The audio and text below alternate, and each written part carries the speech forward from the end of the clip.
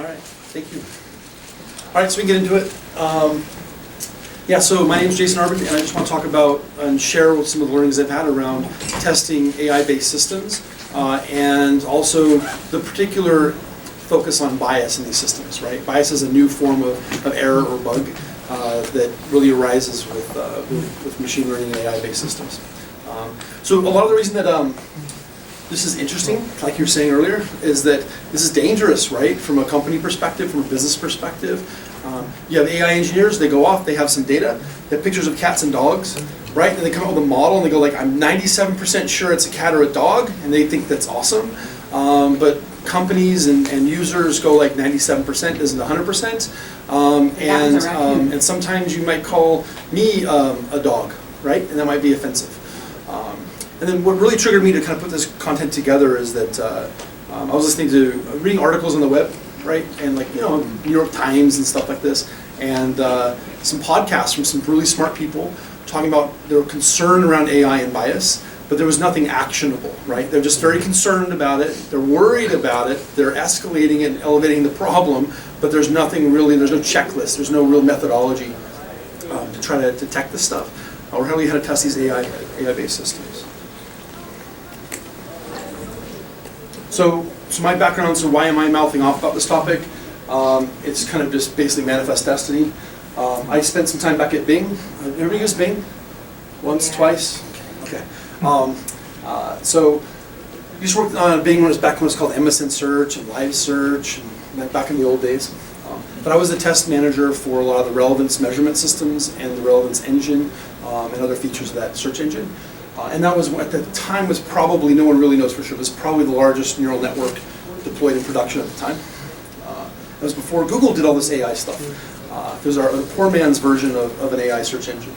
And then when I worked over at Google, there's some stuff I can't talk about there still, but I worked on a lot of relevance measurement stuff at Google on the search engine there. And then lately, like we were just saying, I'm running test.ai, where we build machine learning approaches and AI-first approaches to testing software, because software testing is such a pain today. But we're really going to be talking today about, so here we basically test.ai, we test software with AI, and what we're going to be talking about today is really how do you test these AI-based systems. Does that kind of make sense? Also, we're a small crowd, so if you have questions or whatever, just speak out, throw something, or raise your hand or something. So, like, you know, it's a good place to start, although Google has bias in it. So I asked the biased Google search engine to give me a definition of bias. But the key thing here is it's prejudice, right? It's from one group versus another. And what's interesting here is the word is compared to, right? It's a relative thing. It's not just punishing one person, but it's putting one person or one thing or one notion or idea above another one. And especially in ways that are considered to be unfair or unethical or mean. So I'm going to bypass a lot of the detailed introductions about machine learning and AI. I think we can get through this without having a lot of details about how AI and machine learning works, either because you're very familiar with it already, or it doesn't matter, actually, is the reality in the real world. It has inputs and it has outputs, right? And so we can talk about it at a very general level. So the main point I want to get across, if you think about anything, you want to take away one thing today, is that everyone talks about eliminating bias from these systems, right? You think bias is bad, so we want to remove it from these systems. The reality is that every AI system is actually completely biased. Because it starts as like a little baby brain, right? Literally, technically, they're randomized brains with no knowledge, no ideas, no thoughts, no nothing. And then we feed it information, right? And that information is biasing the network. We're actually telling it to think a certain way, right? Literally, we're telling it how to think. Now, the question of whether that's the right way to think or correct or politically correct or fair is a human judgment call. But they're inherently biased systems. What we need to do is just make sure that the bias that they have is legitimate, is correct, and is good for humanity.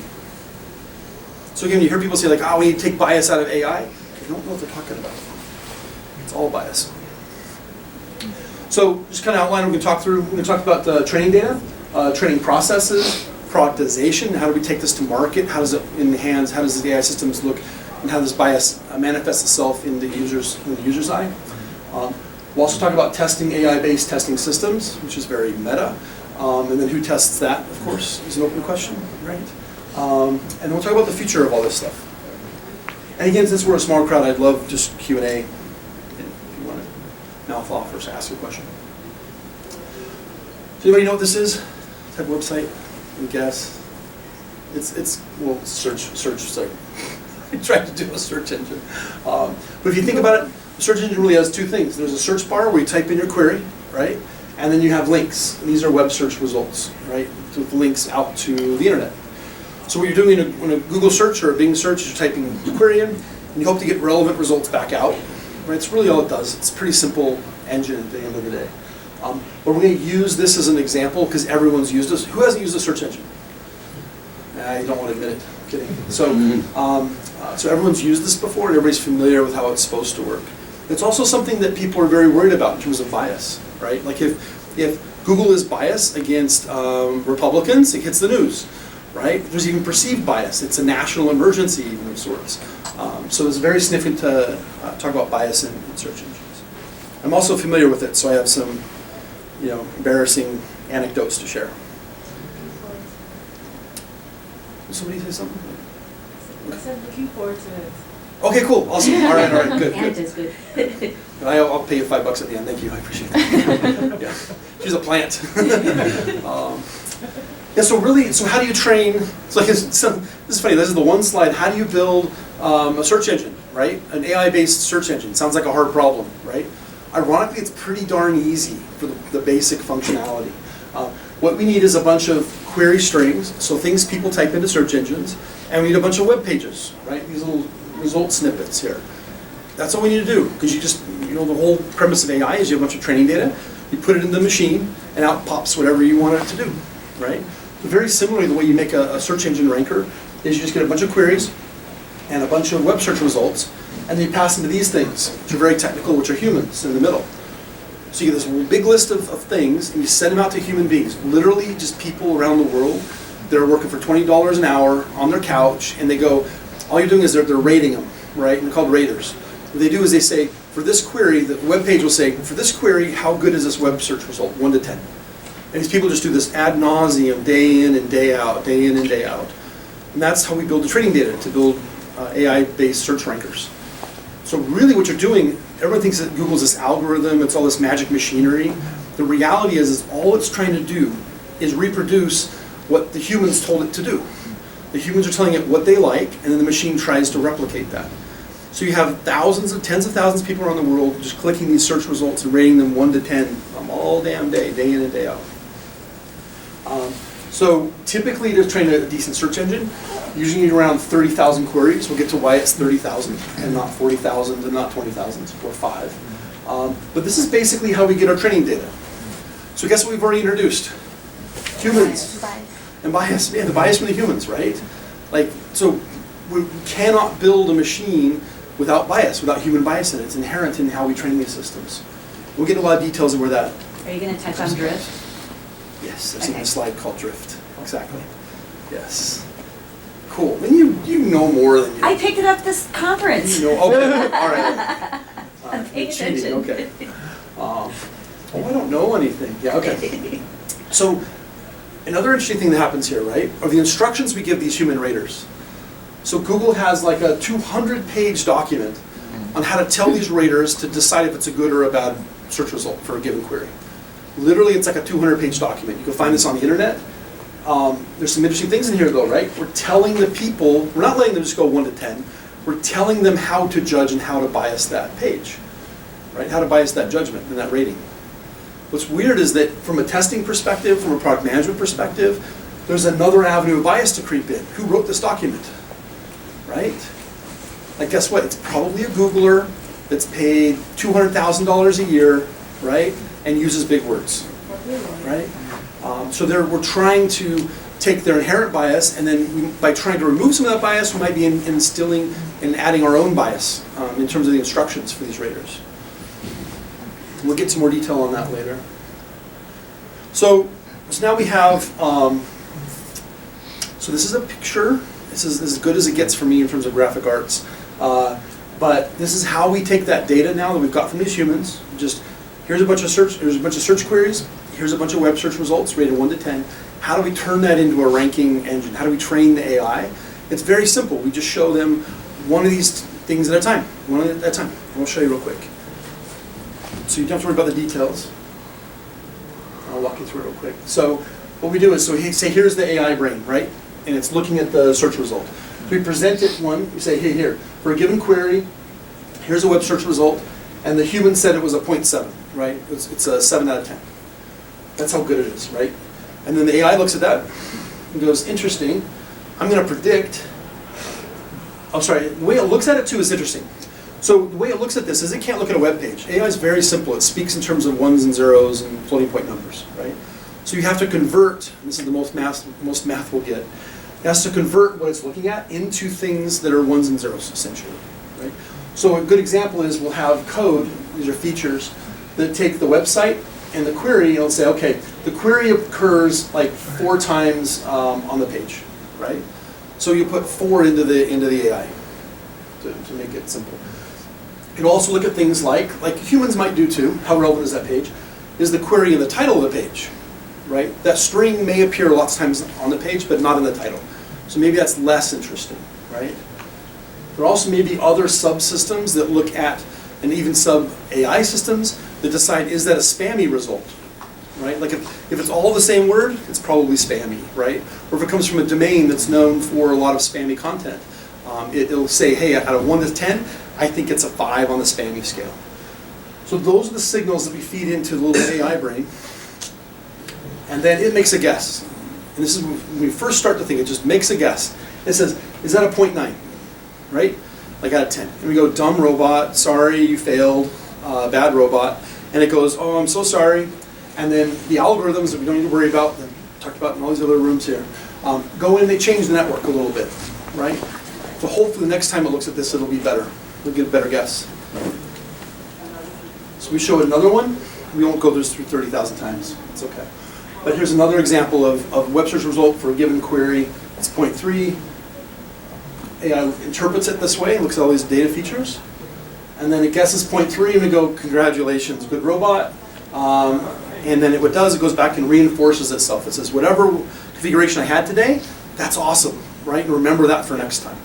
And then it just does this ad nauseum over and over again, thousands, sometimes tens of thousands of times, until it learns accidentally in a weird way how to replicate the training data. But don't worry about those mechanisms for the rest of this. So now that we have this little tiny brain trained to emulate what these humans, how the humans rank search results with a given query, in production, when you're actually using a Google search engine or a Bing search engine, your query goes into the neural network, right, as one input. This is a little cheesy version of a brain. We tell it the search that the user entered, and then we'll present it with a web page, right? And then the network will do what? It'll say that's a 0.5, because it's been trained on all this other human data, right? It knows that, hey, the query appeared once in the title, 5 times in the body, and it has a low spammy result. It's okay. I'll give it a 0.5, because it's trying to emulate those humans and the bias from the humans. So we'll do that for a few times. And order those. It just simply orders those in the results. And then it presents them to the user as a search result page. Yeah? Does the query go into the neural network without any modification, or do you analyze the query and then give some weights on different terms? Yeah, the question is, does the query go straight into the neural network or not? Or is there like any other weights or some other kind of thing? You would feel the realities of how that's processed is like 3 rooms worth of this number of engineers that work on that. Essentially, what you're doing is you're actually not really passing the query to the network. You're passing those features, right? So the number of times the query appeared, for example, right? Not the actual search string. And if you think about it, it has to be that way, because you could type a search query today that has never been typed before in the history of mankind. Right? You could say Jason Arbon eats foxes. Probably never been executed before, right? But now it will be. And I've never had a fox. It might be good. But it's never been queried before. So what you do is you normalize that kind of query and page relationship by saying how many times does whatever that string is, or a part of that string appear in the page. So it's agnostic to the exact query. Secondly, there's a whole bunch of pre-processing that goes on, some of which are also AI-based systems. They'll do things like spell correction. They'll do things like capitalization normalization. They'll look at. They'll also suss out things like, is this a proper noun? All those kind of things. So the actual number of features and inputs are on the order of hundreds.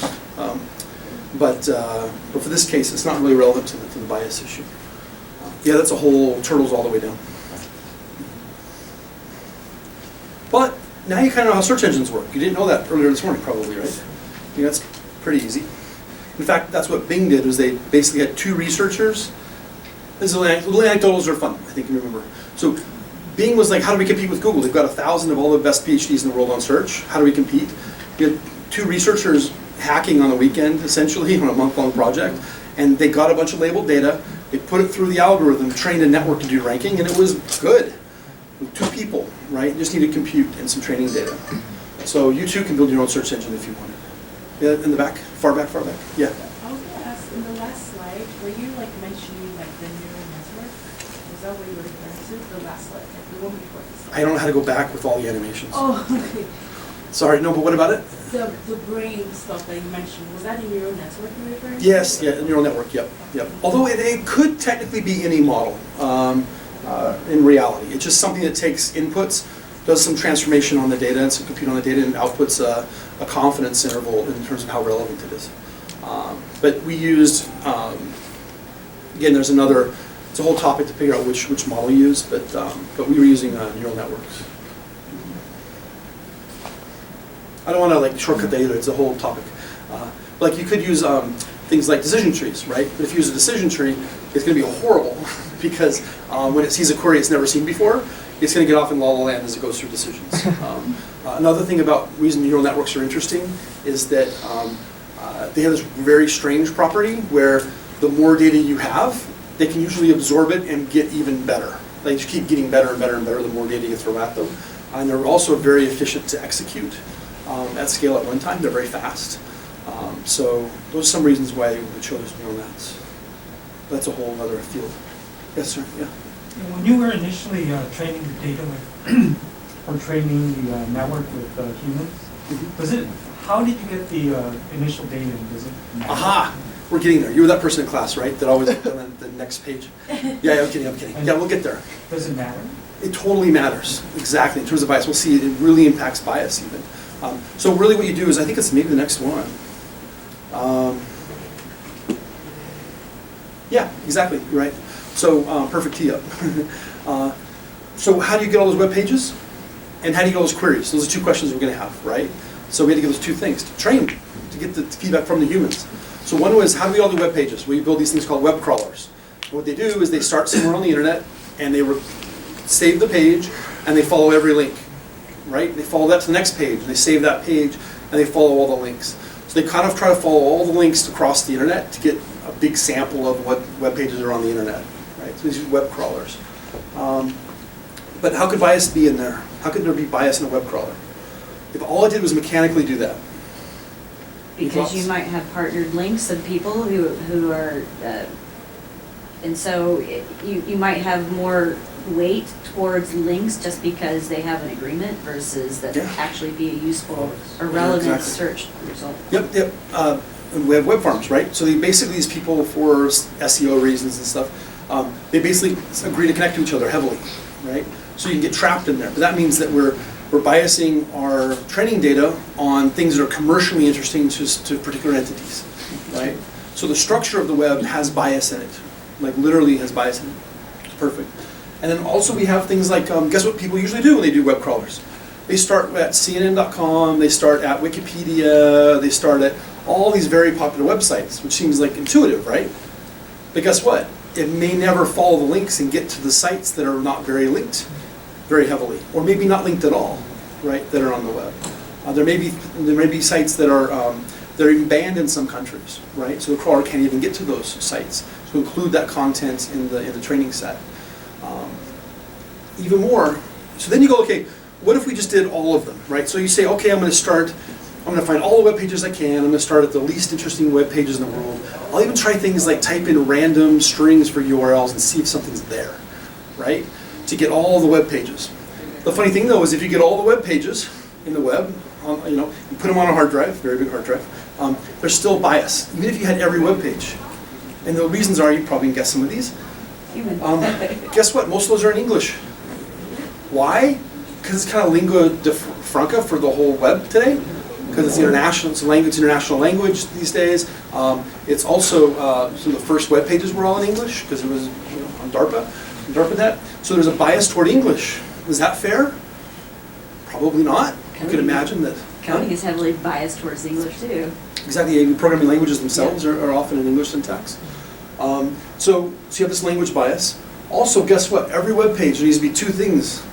Somebody had to have money to pay for the server to host that content, right? And to create that content. So if you're poor, or you don't have any money, or very little money, or you're in a country with very limited assets or reserves, or free time, because you're agrarian, you're not going to have your content or your thoughts and feelings on the web to be indexed by the web crawler. So it's just going to be missed. That information, that context is going to be missed. Also, a lot of the web is driven by money today. So guess what? A lot of the stuff we're going to be indexing in our search engine is commercial in nature. Because commercial interests have they like to make more web pages, and it's a self-feeding cycle. So the bias in terms of the web pages we're sampling is toward commercial interests, generally speaking. Also, education level. This is a funny one. I thought about this for a while. I'm like, how do you know that's true? If you can't read or write, guess what? You're probably not writing web pages, right, or content. And secondly, you're not able to consume or read those, so people won't produce content for people that are illiterate, ironically. So there's a bias, again, toward people that, for example, the internet being egalitarian, like lifting all people and stuff like that. Well, not everybody, right? And then lastly, cultural demographics, which we can all relate to. Some cultures are just are underrepresented on the web. And the funny thing is this: if you look at this, with the majority of, I'm a horrible example, although, but you look at it and the majority of Americans are going to be minorities right at 2040 or something like this. The interesting thing is that if you have, in terms of just bias being inherent in the system, if you had all the web pages and everyone was even equally represented, even illiterate people, right, and people with no money, even they're not proportionally represented. So basically the sample you will have will be from people that are majority, the majority will actually still have more content influence on the context and the training set for the search engine, because there's just more of them, right? And you can argue whether that's fair or not. Maybe it should be the average, right? That's what people think about bias, it should just be the average. But the reality is it shouldn't be the average, because they're all weighted averages. If you're an immigrant from Somalia and you speak French as your main language, you're probably not well represented in that corpus, right? In terms of your thoughts, your feelings, your cultural, and your interests and the words that you type in and things that you want to search for. There's a whole lot of bias in terms of sourcing this data. So when you're looking out for getting your training data for your own systems and you go back to work and you're thinking about these things, don't just grab as much as you can. Think about the texture of that data, right? What biases are inherent in the data set that you have. And it's not just because you don't have all the data. Even when you have all the data, there's biases in it. So what almost every search engineer, not even search, but ML engineer does, is they go out and they get as much data as they can, right? And usually get it from production because it's easy to get, right? So when I worked at MSN, at Microsoft back in the day, we had tens of thousands of queries coming in every hour, right? It's a lot of data to train on. In fact, we only need 30,000. So we're good, right, to train a good search engine. There's a few problems. The people that were, our production data wasn't Google's data, right? So what happened is we had a bias. Our users were people that usually lived in the Midwest, no offense, lower income, right, and really liked Britney Spears at the time, right? Lots of queries for Britney Spears, right? But if we use that production corpus for our training set, for these humans, to build labeled training sets, we're only going to be good at those topics, right? So even though we have a ton of data, the problem is that our production data is not necessarily the right training set. So if you look at this, it doesn't matter to read. This is kind of for the offline looking at this stuff. But basically, so there's a weird thing when it comes out in terms of bias, is that our bias was not, we didn't have legal questions, we didn't have sophisticated medical questions, we didn't have engineering AI questions being entered into our search engine, and that by definition, guess what? Bing wasn't very good at that stuff, because we didn't have the training data, right? Our labelers weren't even, didn't have access to the data to say how good or bad it was to teach the engine. So if you're back in the day, you're programming, or you're technical, or you're a sophisticated human being, you were using Google. So they got all the good queries, they got all the good data to train on, and they built an engine that was better for those people. But interestingly, it wasn't as good for those Britney Spears people in the Midwest, right? So the question is, what is the right training set? And there's a few things, it's more ambiguous. It's not just remove bias, you have to think about what bias you want in your system. So you could argue, and they did this, these are the arguments we had at Bing. One was, all of our users are these unsophisticated people that either don't know how to change their search engine default in the browser, right? Or they thought, wow, it was amazing. Probably 20% of people thought they were using Google when they used MSN search back in the day. They just thought Google was the search thing and that was it.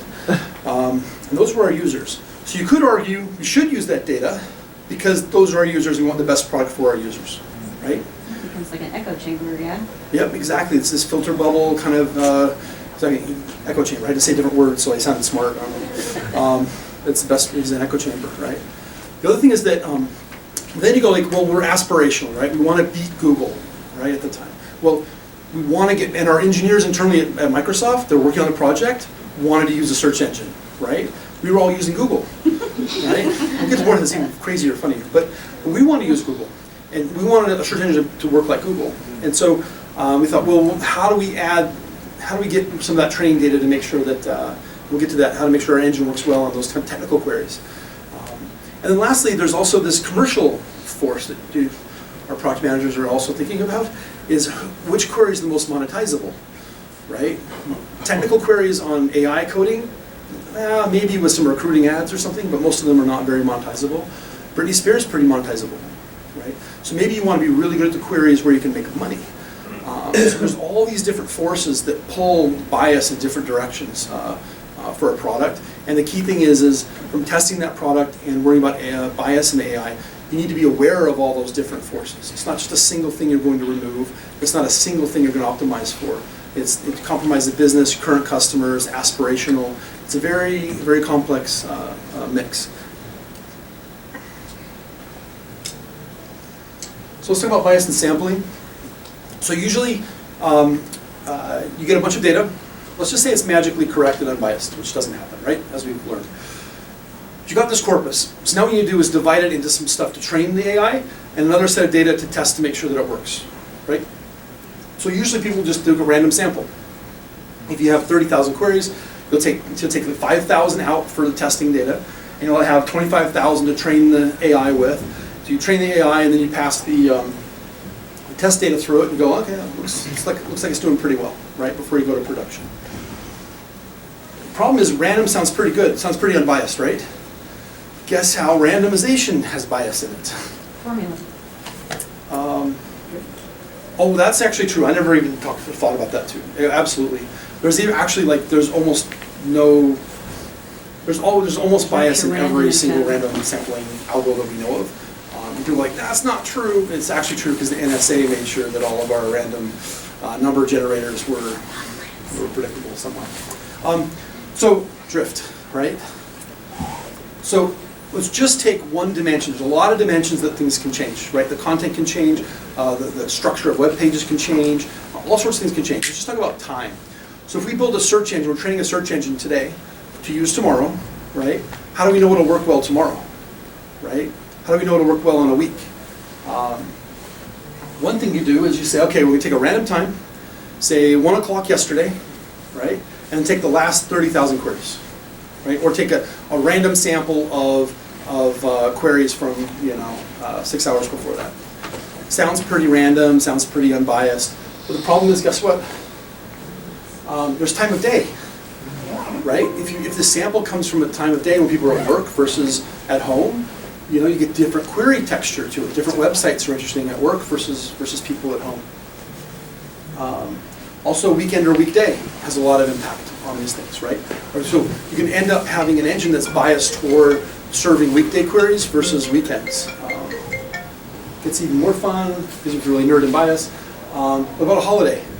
It was a Wednesday, but it happened to be Thanksgiving, right? The queries will all be all about, what is that? I don't know what that turkey chemical is. Tryptophan. Is that like is it tryptophan? That sounds like an illicit drug, but I think it is. Should be. What about the weather? Right? If it's really hot, people are searching for air conditioners more than they usually do. So no matter when you take that, sample, a lot of things can be impacting your query sample here. Also, news events. What year was it? Right? Is it the year 2000 and everybody's worried about all their computers crashing? So, how do you get a good random sample to train on? Sounds pretty impossible, doesn't it? There was I'll share a quick technique that we used early on to help alleviate some of this bias, and that was that we would take samples, like more heavily sampled last week, we take some samples from last month, we take some samples from last year, and some from the year before. But proportionately less, because the idea was that tomorrow is probably going to be more like today than it was a year ago. So we just kind of sampled backwards in time to create a munged training set for people to, a set of examples for the raters to rate. So this kind of helps you get some time and drift and variance if you sampled it over a period of time, and also bias it toward recent. That's still not very, very good or scientific, right? There's nothing in here about the texture of holidays or weekdays or whatever. It's just a pretty crude way to do it, but it helps significantly. There's nothing, so get back to the 30,000. Why do we have 30,000? The way we came up with 30,000 was pretty trivial in the old days, and it was because if we trained the system on 30,000 queries, and we added 10,000 more queries, it didn't change the relevance of the engine. If we removed 10,000, went down to 20,000, it did. The confidence interval went up. So we kind of picked 30,000. But realized we were testing with the very data that we were generating and training on. So the reality is that you need and this comes back to a human analyst at this point, which is how much structure is in the data that you're sampling. If you undersample, you'll miss, you won't have representative samples in your training set. So you need to really pick your sample size correctly, because the AI and ML will always produce a model. They'll always produce a model, right? You can imagine if you had, this is a little example here, but say there's a 1% minority, right, in your data set. If you only have 50 queries or 50 samples, there's a 50% chance you don't even have them at all in your sample, like not represented at all, let alone once, right? So you really need to think about the texture of your data and make sure that your sampling you're highly confident that your sampling would actually pick up those edge cases. Yeah? Does it even consider associations? Sorry? Does it even consider associations, or that's what you mean by texture? Like seasonality, ice creams get sold more during summer than winter. Oh, well, yeah, so I think, what I think about it is like, is the engine aware of this information? Or were we in our Does sample? the input data, training data? At the time I left, it was still, we think we're good enough. I don't know what they're doing today, but we were good enough just knowing that we'd sampled across, weeks, months, and years. But we may not have had any Christmas samples in there. We may not have had, Ramadan in their days or something. I don't know. Because what it becomes very expensive, because now you have to annotate all of those queries, right, with these things before you know they're significant. And the funny thing is, even with that, even if you could label all the things we just talked about, right, holidays, time of day, weather, all that stuff, guess what other dimensionality we forgot? I don't know, right? So there's going to be other aspects that we didn't think about that are influencing that sample. So you really never can get an unbiased true sample. The key thing is to think about your application and make sure that the texture that you think would be relevant to your users or your application you're working on are considered in the sample. And that's pure art today. There's no math to tell you whether you're good or not. Was there any sense of frequency with how often they would test or update? Because as you mentioned, bringing seasonality into it, it's going to be heavily skewed. But as we're going into fall, we're in an Indian fall, an Indian summer. San Francisco always is. So for for our needs or our interests, you know, it kind of is skewed more to September, October versus July and August for summer type activities and things like that. So like, what's that, do you have any insight into the frequency with which the model was tested and applied for those types of biases? It was not. And I doubt that it is today, because the other thing we're talking about, they're talking about combinatorial complexity, right? We're talking about combinations of things. And those things grow exponentially in terms of compute. Just to even deal with whether it's significant or not, you don't know until you go out, grab all that data, label it, pass it through the system, and then try to measure if it had impact or not. And a good example is this. I mean, I guess I can talk about it. It's past what statute of limitations, I guess.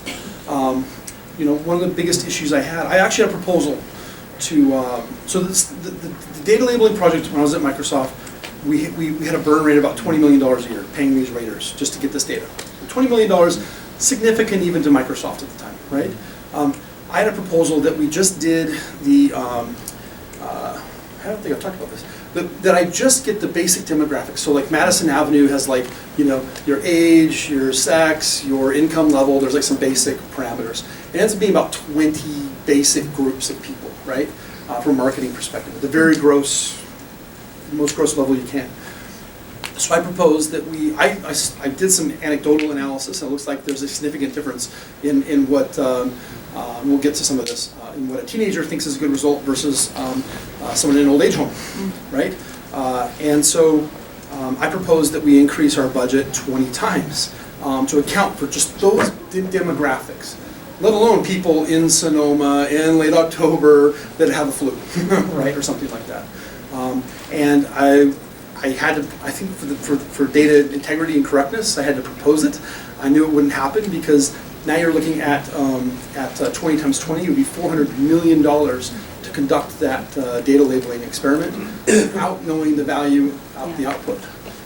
So these things become very, very expensive. So that's why we kind of you fall back to these kind of random sampling, but you need to really fine tune that space-time trade-off between understanding how you're sampling the texture of the data that would be important for your application. That's still very much on art today. And it's constrained by budgets. And like, think about it, I was at Microsoft, we're fighting Google, you think we have infinite budget, and we're like, no, we're just gonna do random stuff because we can't afford it.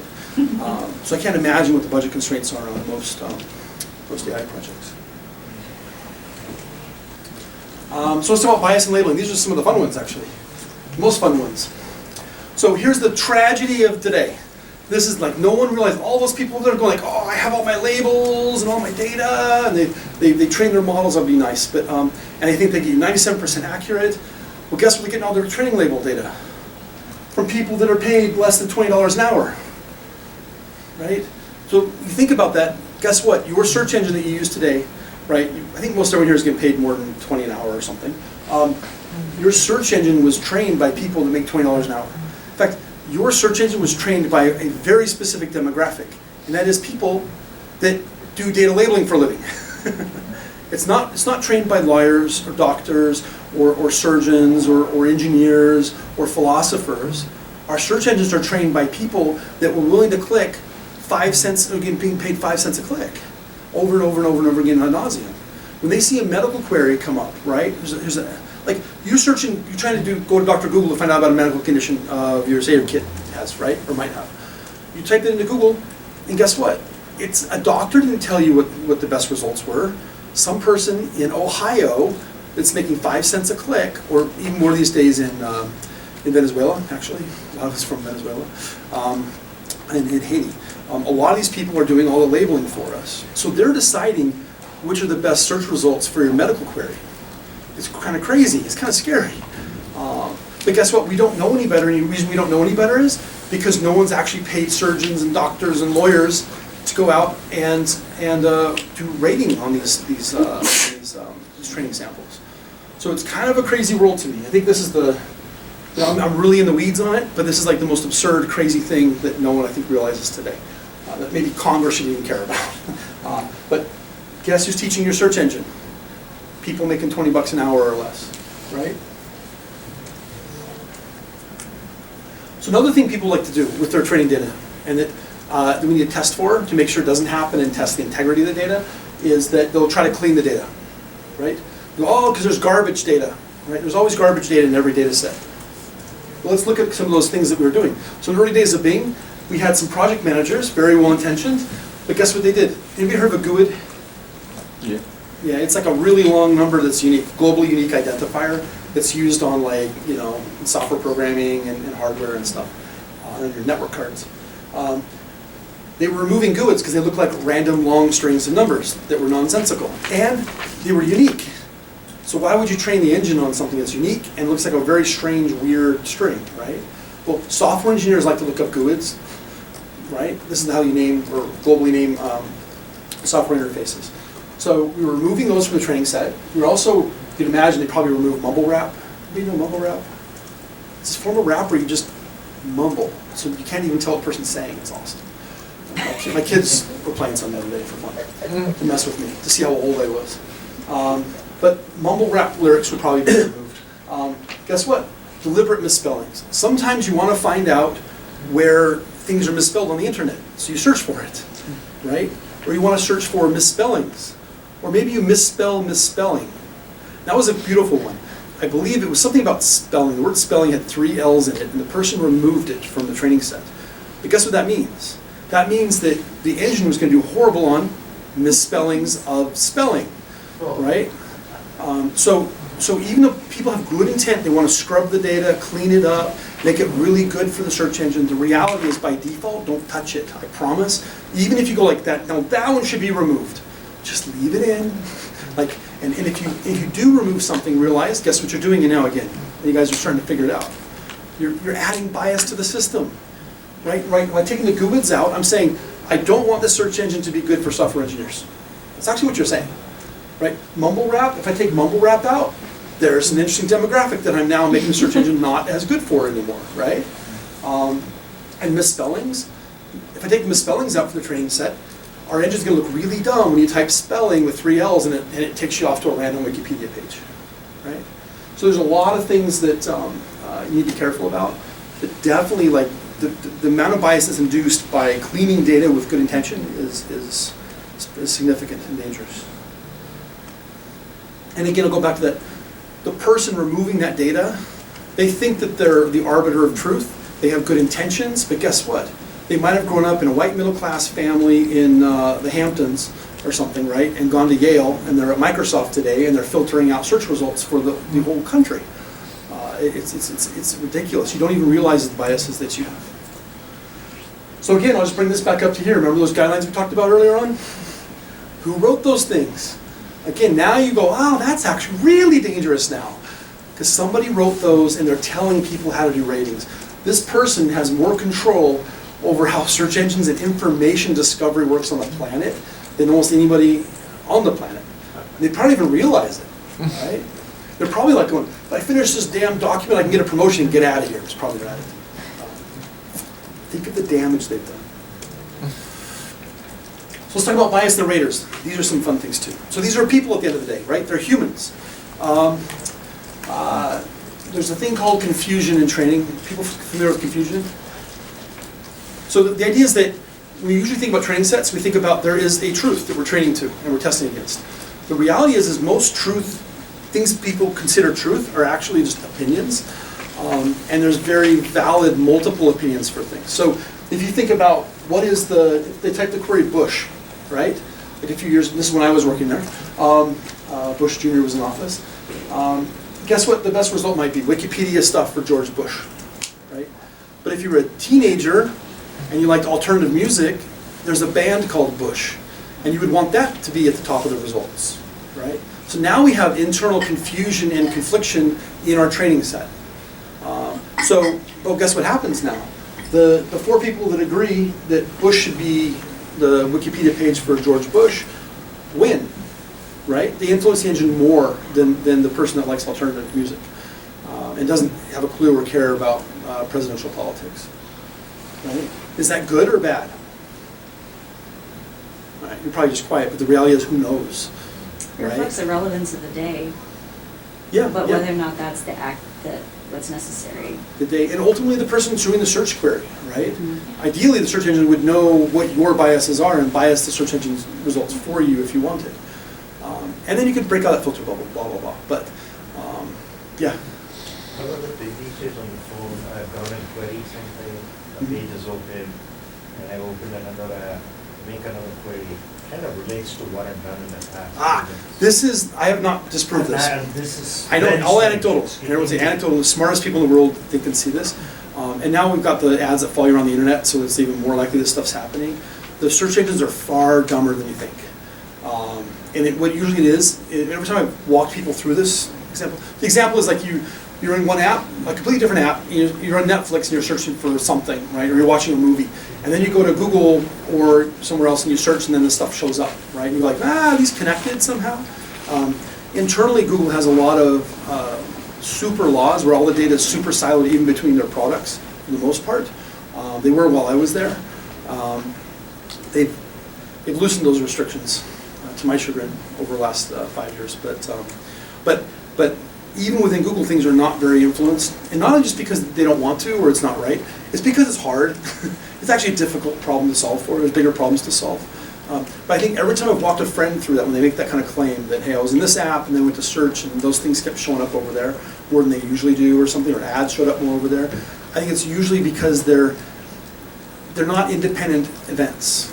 Because you are thinking about that topic, and you're looking and your brain sitting there as a classifier, waiting to find things that are similar to the last, last hour, You're biased towards the interpreting. information, like if you drive a Jeep, then you notice all the Jeeps on the road. But Yep. if you don't, you tend Yep. to not realize how Yeah. many people actually Exactly. do drive And I them. don't know there's probably like a term for this, but I rented a Jeep for the first time in Salt Lake City like And 3 all of a weeks sudden ago. you're like- And now all of a sudden I'm seeing them everywhere. And now, by the way, everyone like waves to Jeep, Yep. wave. And I was like, I'm not sure I want to buy one actually. That's kind of creepy. I don't know you. And they feel rude if you don't wave. But yeah, now I see them. I see them all the time now, everywhere. Like how did I not see all these Jeeps?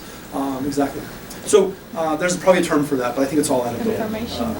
It'd even just be very technically difficult to do, frankly, across all these silos of corpuses. So guess what we did? You might have the same problem back in your AI world, is that, so we had a vendor that managed a lot of these raters, We have a right? question. Oh, I was ignoring you. No, sorry. I mean, to these questions, so if, like, you know how Facebook has those, like, third-party signing apps, like, maybe you're trying to sign on to ASOS, and Yep. then it's like, Facebook has it, like, you can sign in through Facebook. Yeah, yeah. So that way, they can target advertise you, like, Yep. on Facebook, so is that related as well, or like a different, like? Yeah, no, so that's true, especially content ads, like they chase you around the internet. Facebook is, Creepy. as a company that I have refused job offers for repeatedly, because I don't agree with it. I'm not very aligned with Facebook. They do even more mean things like, so Facebook specifically, they do that stuff that you're talking about. They also do things like literally the internal documents came out that they were looking at, they basically did third-party OAuth to keep track of which of their competitors were being used most heavily, and so they could actually track the competitors and see which ones were growing exponentially to figure out if they need to buy them or they need to copy their features. They're pretty nefarious. Creepy. Yeah, I agree. There is some aspects of that. But when you look usually at like Netflix and then you go to Google or something like that, there's unrelated corpuses, as far as I understand. And Snowden didn't say anything about it either. So. How many should we have? Okay, I got another 50 slides. I'll just go through them very fast. This is good. We had a lot. This interaction is the most fun. So I'll add this. So guess what we did? Guess what our vendor did? We found out that these people, this person was saying, Bush the band. Our vendor would go like, oh, I don't want to lose my deal with Microsoft because this junk data is going through here, and they want consistency. They decided they wanted consistency. So they fired these people. So the people that were outliers, the people that were underrepresented, right? They were systematically firing them without notifying us. So our training data came in from a well-paid vendor, tightly managed, but they were biasing our data set, and we didn't even know it. So even when you look at your data and you think what are the biases in this data set, Think about the data you don't even know, the data that you may have missed because of procedural, business, or other issues, including functional things. The other issue we had was that the UI that we had where you do, how good is this 1 to 10, right? Sometimes it was flaky and just didn't save the result. It just didn't save it. Well, that's biasing our training set. So basically, like, what you should take away from today is bias is common throughout all this machine learning and AI stuff. You cannot remove it. It will always exist. The question is, how do you have this relentless pursuit of trying to track down and identify that bias, and how do you steer that bias towards something that is what you think is the right ethical thing to do and the best thing for the business? And it's still very much an art. And I'll leave it on that. So thanks. Any other last minute questions? We have 2 minutes maybe? Yeah, I have one question. Yeah. So I was just wondering, how can you, or how do you see us engaging the world to help label the data? For example, if you look at the Bush problem, yes, we can have someone seed it with the right data, but have it corrected by crowdsourcing it. So for example, if I see that I'm an old fart, I'm going to pick George Bush, not the Bush. Yeah, maybe senior, right? Yeah. So like, how can we get past the labeling problem if it's so fraught with bias? So I'll tell you, there's this, So there's 2 horrible answers. I think the one that we've done at my company, which is we were deferring to crowdsource, Dave knows about this, rather than trying to clean up all the data and find all the bias and all the weirdness from random people on the internet, these labeling services and crowdsource stuff, we just punished a human being on our team because we were trying to replicate testers at my company. And he was a tester. So I finally had this epiphany. He's a tester, right? I want to replicate his brain, not the consensus of people that are not testers. So he basically spent 2 months, even when he's on vacation, like by the lake, he's got his computer up and he's labeling data. So he labeled like the screenshots for about 400 apps over the course of 2 months. It was a brutal exercise, but now we have a corpus that we can now have Ryan's brain and it's encoded in a machine. And now we can create new Ryans. So one is, I think, to move away from the crowdsource model toward more of the actual person you're trying to emulate in your product. Don't go cheap on it because you'll spend more money trying to clean it up, the bias in that stuff. Then secondly, this is something I want to work on, that I used to work on. And I think ultimately we need to figure out a way to personalize everything so that when I go do a Google search, by default, ironically, I get the most biased possible content on the planet, and I can switch between different perspectives, right? But I get very biased stuff for me. So you would get George Bush Sr. But then you go like, what would other demographics? You said you're old, we're probably the same age. How do I get what do the younger people say, right? You can broaden and explore, but you get the best results for you in that time for a specific query. So I think it's actually, ironically, an insane amount more bias. It actually solves the bias problem. We have one more? Yeah, So we're done. I'm wondering, Sorry, how do you... sorry about to interrupt. Well, the answer is yes.